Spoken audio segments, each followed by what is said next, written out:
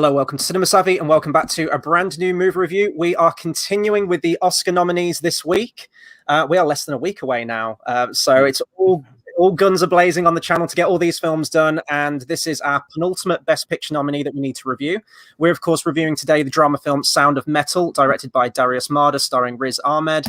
I was going to say the 2019 drama film, and I was like, oh yeah, this did get released in Toronto Film Festival, I think, all the way back 2 years ago. We're getting to it now. This is on Amazon Prime Video for you guys to watch, and yeah, this was one of the big ones that we needed to cover. So this is going to be our in-depth review. I don't know how spoiler-filled this is going to be. The ones that we've done so far, we've kind of played it by ear, but if we get to any sort of major spoilers specifically pertaining to the end of the film, we'll let you guys know. But yeah, before we get into it, over to George with the socials. Absolutely, guys. As always, there's a hell of a lot of Oscar films coming out, which is worth bringing up. So if you have seen this film, because we are reviewing one that you may have been able to have seen by now. It's been a very weird couple of days for many of the things other than the film. But the Oscars are this Sunday. We do have our Oscars live stream, as we always do. Time will be confirmed later. It'll be normally about 10 to 1 in the morning. So if you like Oscar films, do join us for that. Do comment below with us today. There might not be too much to say. There might be other things going on, but hit that like button, do comment. And if you like Oscars, check out our Oscar playlist. We've got it in the description below. That's got reviews to all the big films. And we've got one more big one coming for Best Film.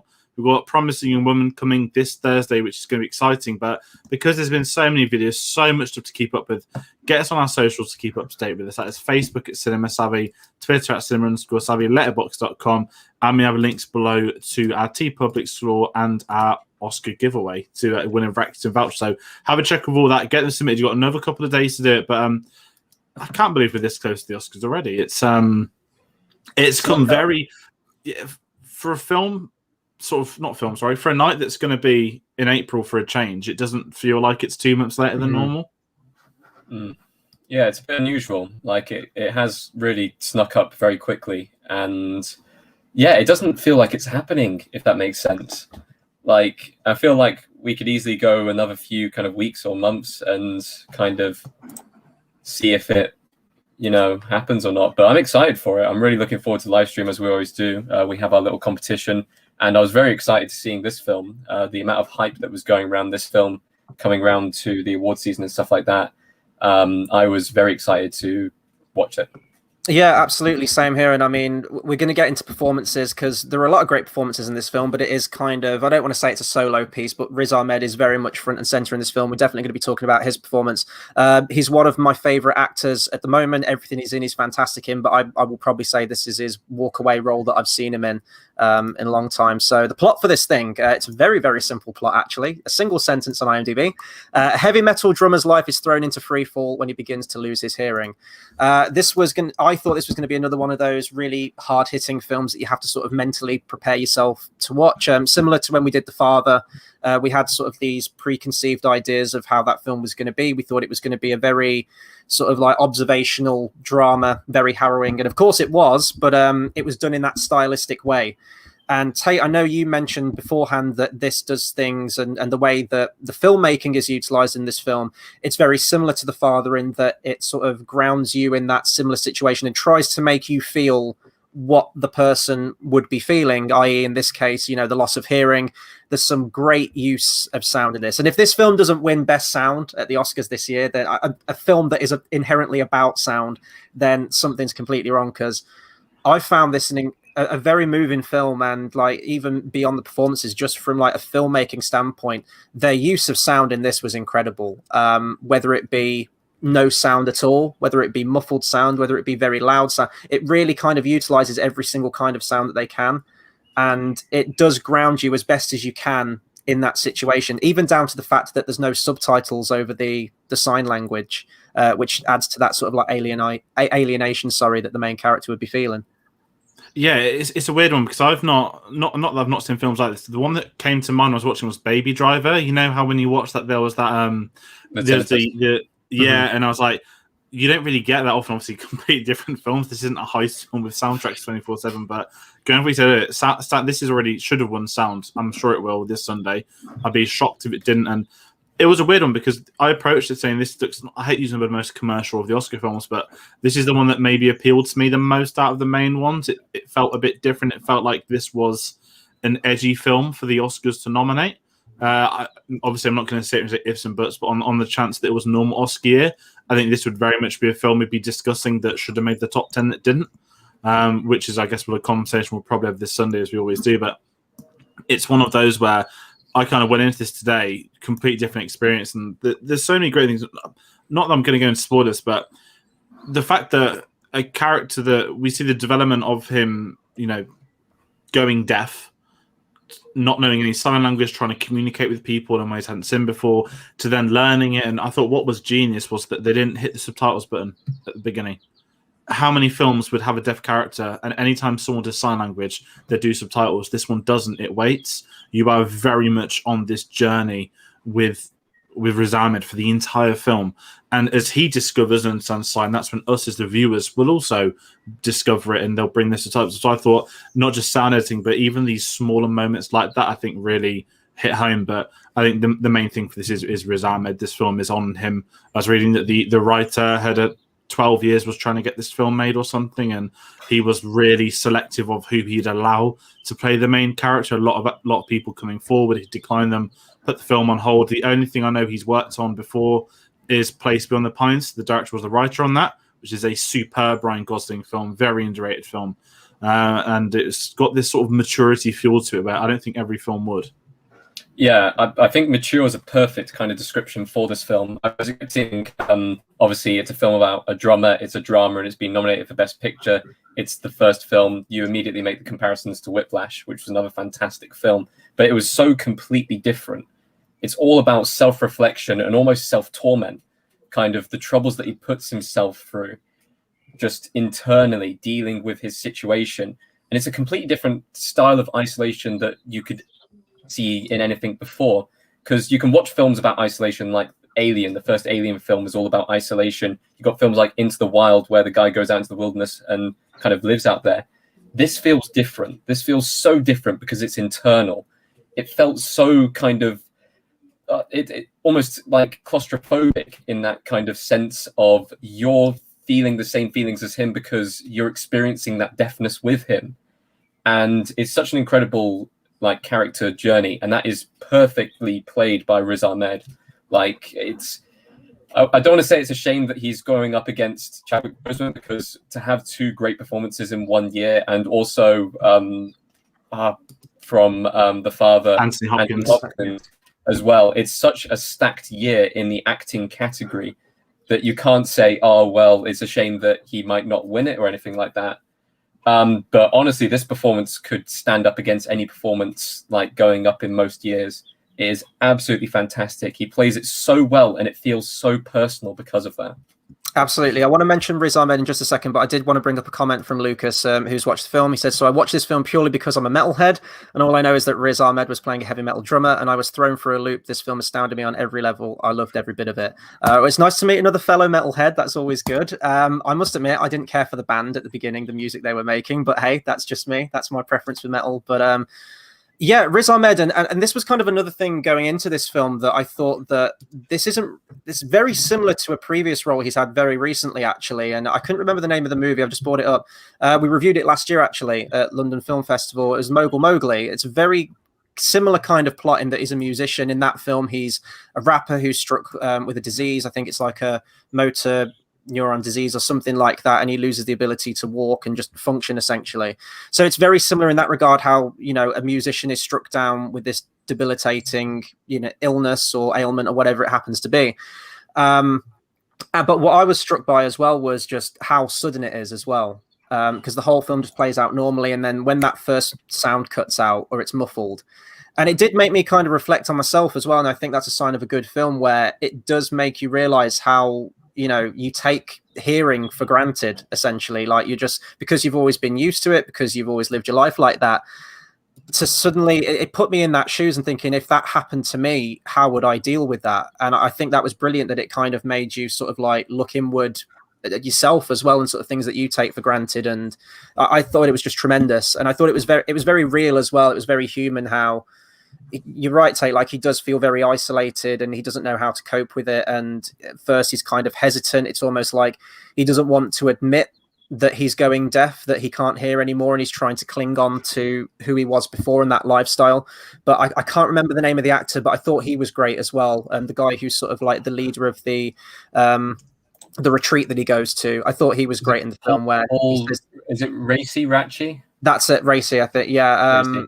I love how he says that you've got to get used to this life. And I think that's really where the crux of the film comes down to, in that he's sort of, I don't say like a guardian angel kind of role, but it's like a cautionary tale. He warns him that just try and live your life as you are now. You are a different person now, essentially, and just embrace who you are. But then it's that torment, whether it's like, does he get the implant so that he can hear again, or does he, resign himself to the fact that he's deaf now? Yeah, I'm glad you brought up Paul, actually, because he, for me, was the sort of the moral compass of the film, and he's nominated for Best Supporting Actor, actually, and I think we say sort of, yes, Best Supporting Actor is often better than Best Actor in terms of the race, the performances, and I think this year Best Actor is one that's actually, for the first time in a long time, been far more interesting. I do think Chadwick Boseman's going to win, but I think the top three is Riz Ahmed, Hopkins, and Boseman. They're in their own league compared to the two below them. And I thought with this point, character, if it was interesting, because you mentioned the character stuff, how would you react? And I know this sounds horrible because he's not a very likable character, in truth. When you get to the end of the film as well, he's made some really big selfish decisions, and I thought, you know what, that works, because how many films would there be that, not sound horrible, person turns deaf, person learns sign language, and guess what, they're a phenomenon, they're the best deaf person there's ever been, and they do so much for everyone, and that can be fine when done well, don't get me wrong, but I like the fact that he did make a horrible choice and sell that RV for the hearing aids that don't work properly.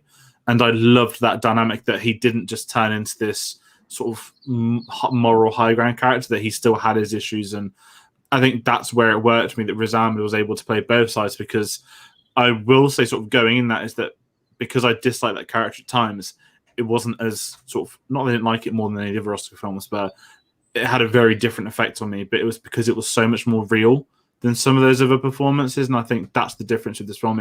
It feels real, and there'll be people that go through this, that have been through this, and sort of just jumping in, kind of what I don't know if this is hypocritical, but what I was saying a minute ago is that some of my favorite scenes were him like interacting with those younger kids that are deaf, teaching them the drums, the sign language, and I felt that when I mentioned maturity earlier, the film does go into that stuff, and rather than gloss over it, be like set over a week, 2 weeks, it feels like there's quite a long amount of time across the film, and I think that worked to its favor as well, that it wasn't this sort of 2 week big thing, it was an actual elongated event, and I thought that's where it worked really well for me.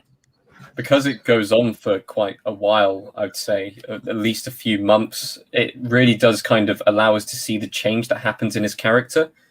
He's still flawed all the way throughout the entire film. Like, this film really does go into kind of the exploration of the flaws of being human on a physical level, with kind of the deafness and it being bad at first, but then suddenly getting worse. He can hear just a tiny bit, and then it kind of gets worse and kind of degrades and stuff like that. But also, this film deals with various other topics like addiction, like depression. It really goes into some very dark places, but as a film watcher, you're watching that experience, and there are parts of it that you can pick and take and you can relate to. And like you said, I'm sure people have gone through a very similar experience, at least on kind of the physical level of the reaction of immediately turning deaf, that anger that comes through, especially from an inherently quite angry character. We get that kind of sense from the opening minutes of the film, that he's quite a kind of angry kind of character and stuff like that.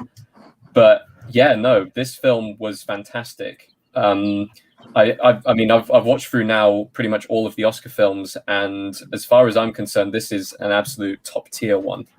It really is. I can't wait to go and kind of watch it again as soon as possible, really. It's one of those films where I feel like I pick up on more stuff the more times that I watch it, and kind of get more invested into it as it goes along.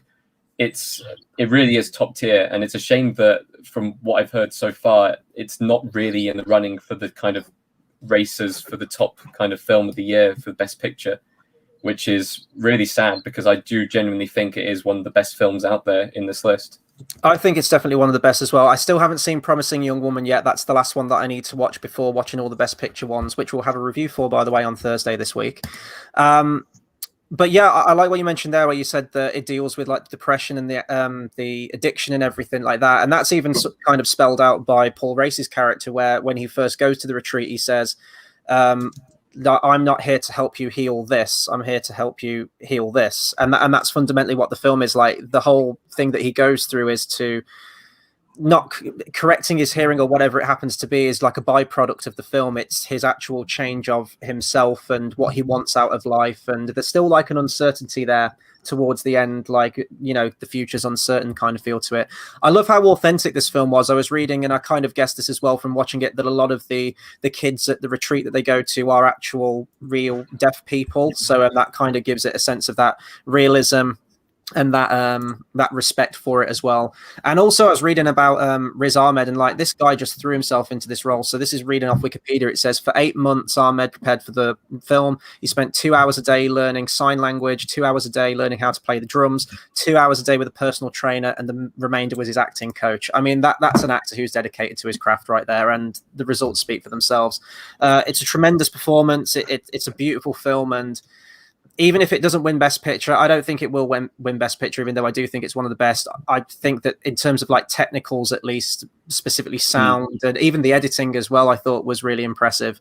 I think it definitely needs to win for those, if nothing else. It's a shame because, as we mentioned, it is a real competitive year this year for Best Lead Actor. It could go to anyone. You know, when I saw The Father for the first time, I was like, Anthony Hopkins has got it in the bag. You know, I saw Chadwick Boseman, I was like, okay, yeah, no, it's going to go to him. And then watching this one, it's such a tough year, but yeah, tremendous film. I'll pass over to you now, George, but I know that Carl's just dropped us a comment. Yeah, I'm going to bring Carl's back because I lost my hearing a month last year and thought it'd gone forever. I put down some years of going to gigs, luckily medication worked, but it was so isolating, and I really related to the film.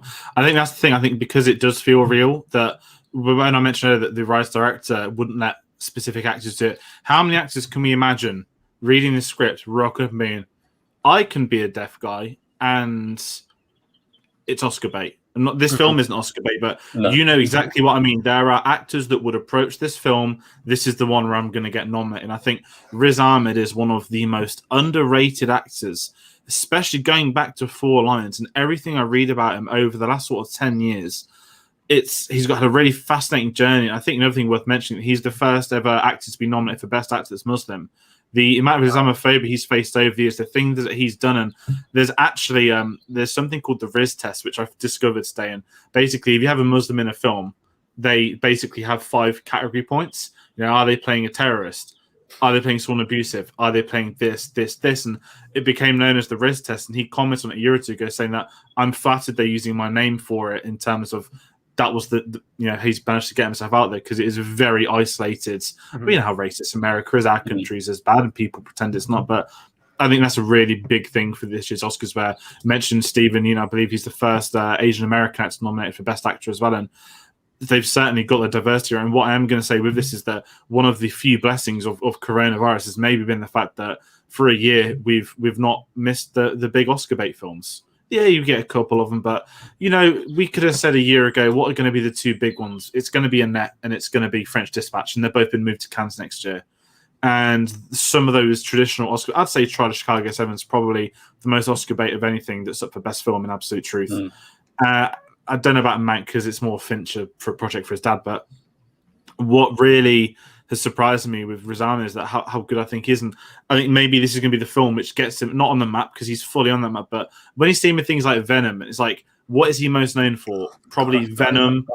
Then you've got Rogue One. I think he's great in Rogue One, but we don't get enough from him. He's one of the more interesting characters. He's the first one to die in Rogue One, spoiler alert, and he's great in that. And we've seen moments of him, but I think he's proven himself as a leading actor.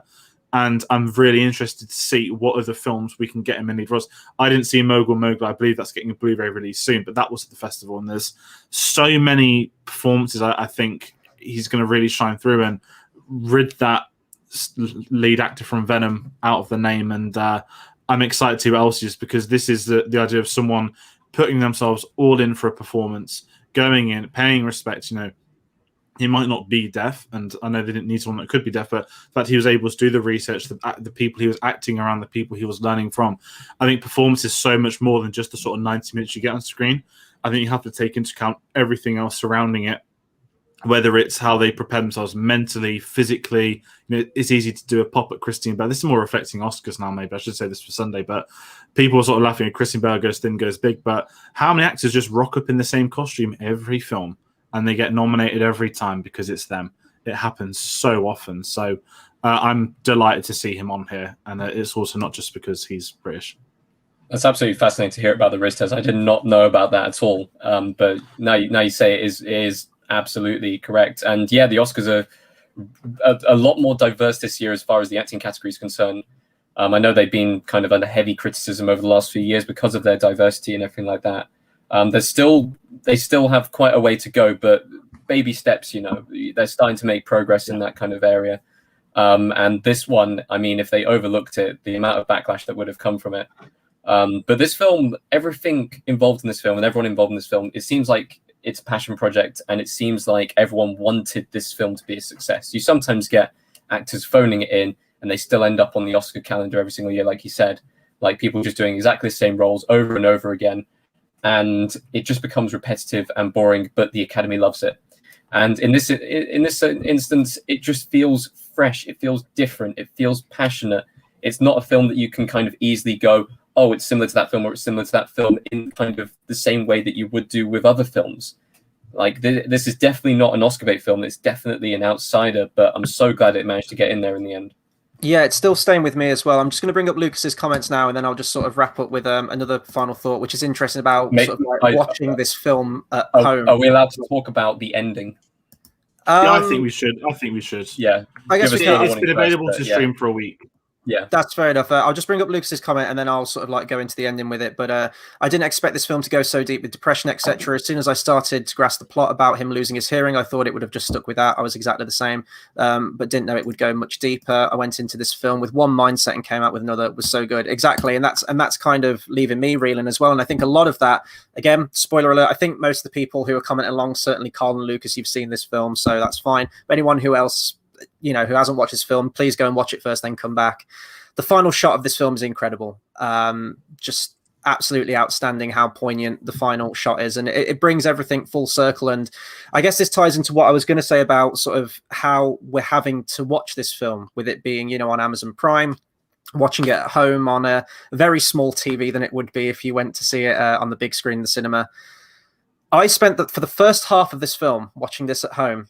I had my next door neighbor drilling and hammering next door. That is no way to watch this film. This film just craves to watch this in a cinema, in the dark, just with that sound system and just in silence. You need that sensory deprivation for this film to really get the full effect of it, I think. And I still felt it, watching the film, I still appreciated what it was doing. But, living next to traffic, ambient noise, sound from downstairs, next door, you become conscious of that. And I really wish I could have watched this film, and maybe I'll still get the opportunity to do it if they release it in the cinema when cinemas open again, in that complete sensory deprivation in the cinema, because I think that you would have an even bigger impact with this film. You take even more away from it, and I think that the sound and just the filmmaking would shine through all the more in that cinema setting. So I thought it was worth bringing that up, because I do think you lose a lot watching this at home, maybe. Yeah, I think a cinema environment, presuming people went on their phones and being loud and eating loud, would have been something. Well, yeah, exactly. I'm in that mindset with you that you cannot replicate the cinema experience at home.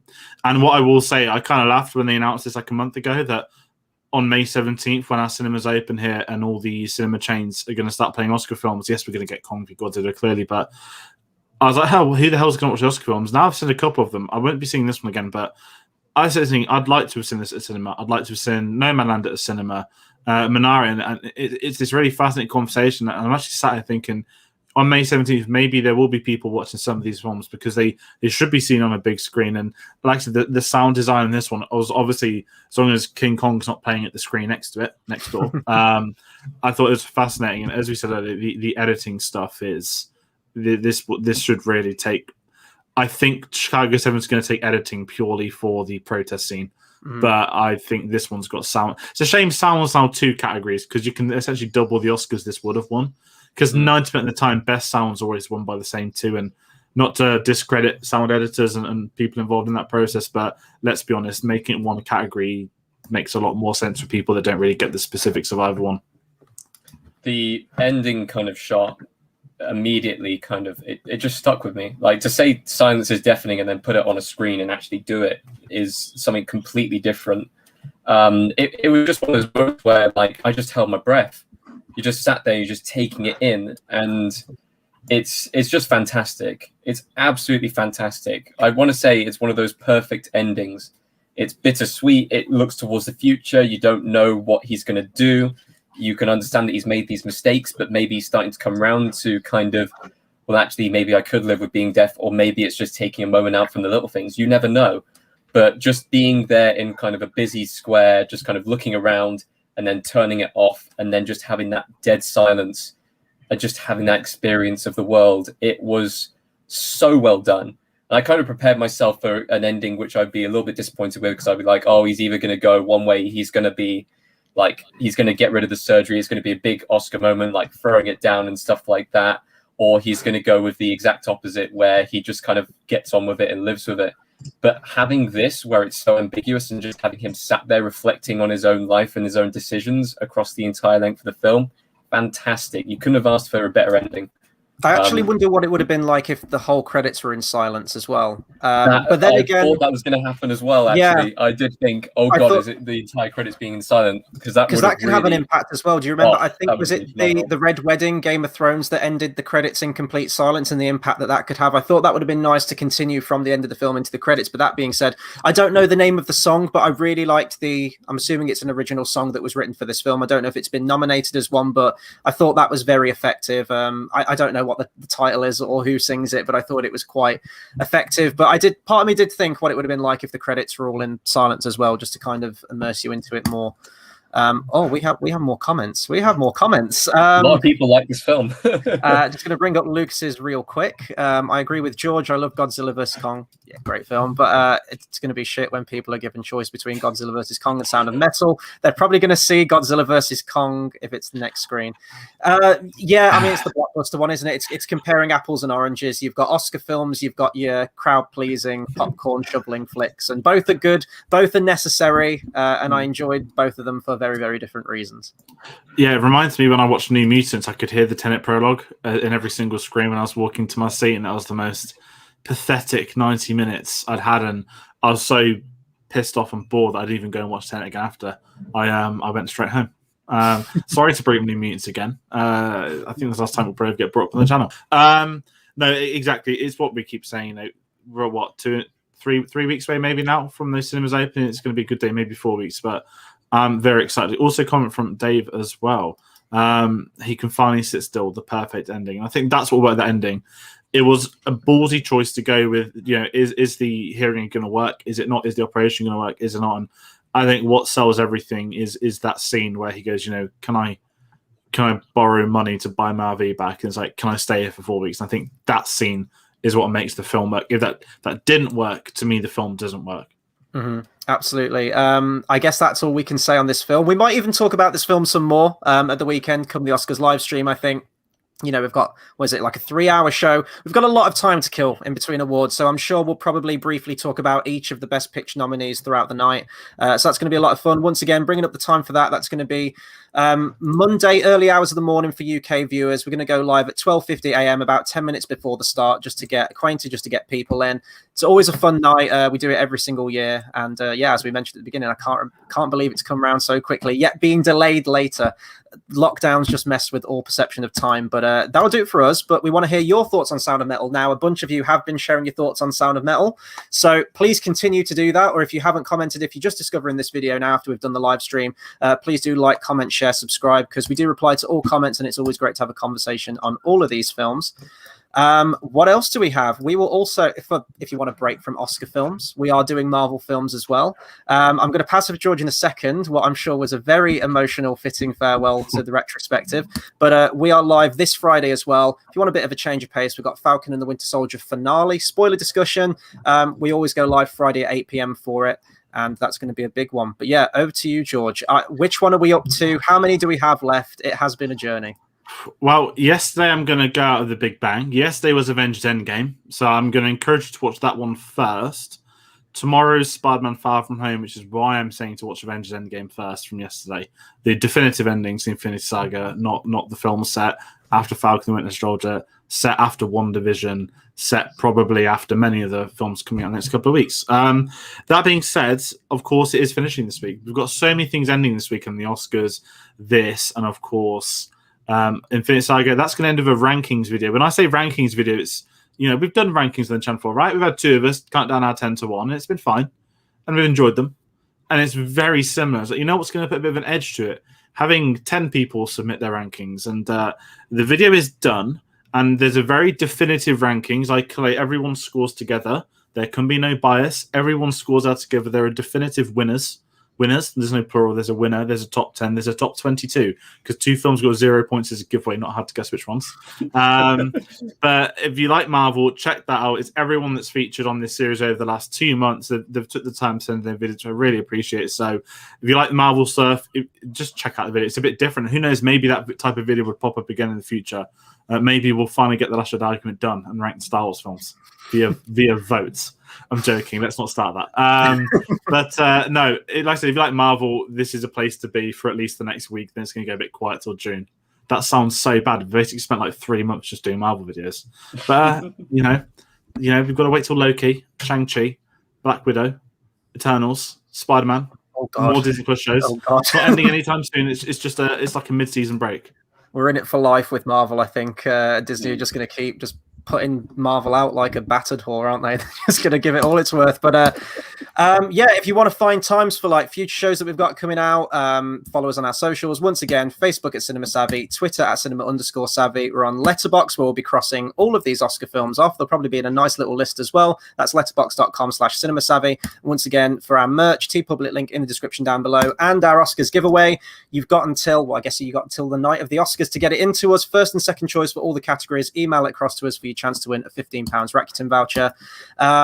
This has been the review, and we'll see you guys on the next video.